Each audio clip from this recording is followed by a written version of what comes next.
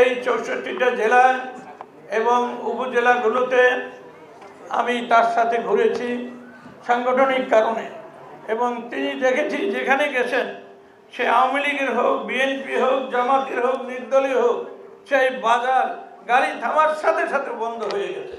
সবাই ভিড় এসব সবকে দেখবে, কারণ তার অবদান এদেশে, তার যে সংস্কার, তার যে কল্যাণ এবং মানুষের ভাগ্য পরিবর্তনের জন্য তিনি যতগুলো প্রোগ্রাম নিয়েছিলেন সেগুলো মানুষ উপকৃত হয়েছে। সেই জন্য মানুষ দলের ঊর্ধ্ব থেকে যখন তিনি সেখানে গেছেন, সেখানে মানুষ ঝাঁপিয়ে পড়েছেন তাকে একবার দেখার জন্য।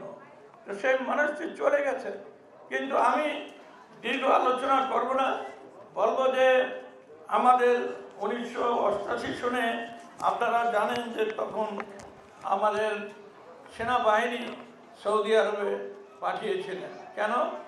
যুদ্ধ বাজল ইরাক এবং কুয়েত 1990 সনে, এবং সেখানে তিনি যে সৈন্য পাঠালেন, শান্তি করে পিস করে যে সৈন্য পাঠালেন, তখন দুইটি দল আওয়ামী লীগ বিএনপি বিরোধিতা করেছিল, কিন্তু তার এই যে ক্যাবিনেটের সিনিয়র সদস্য ব্যারিস্টার আশরাফ মাহমুদ এবং আনস বান্ডেল থাকলে প্রতি সেনমানিতে টাকা বাঁচবে।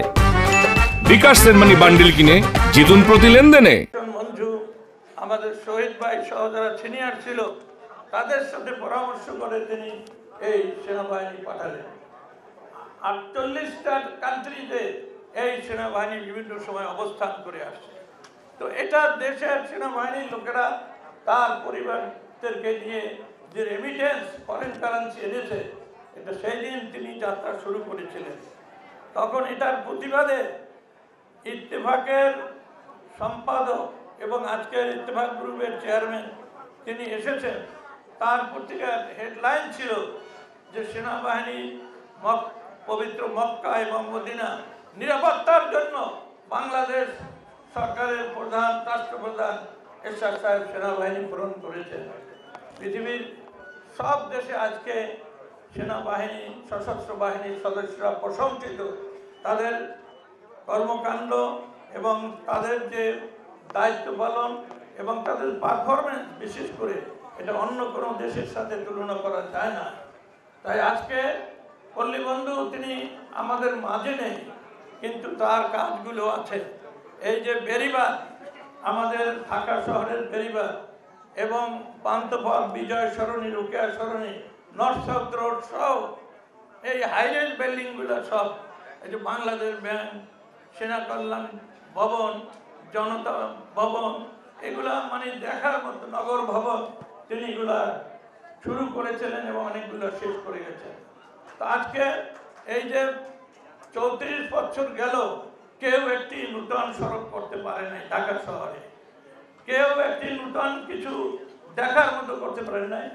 অবশ্যই এটা বলবো যে আমাদের মেট্রো রেল, পদ্মা ব্রিজ সহ অনেক বড় বড় রাস্তা, অনেক বড় বড় ব্রিজ করে গেছেন আওয়ামী লীগ সরকার, কিন্তু বিএনপির সময় যে কাজগুলো হয়েছে সেগুলো এত উল্লেখযোগ্য না, বাট তারাও চেষ্টা করেছে। কিন্তু আমি বলবো আমার নেতার কথা, যে এই পদ্মা ব্রিজ এখানে করার জন্য মঞ্জু ভাইয়ের সাথে আমরা, তিনি সব কিছু কাজ শেষ করেছেন, এপারের ওপারের ব্রিজগুলো করেছেন।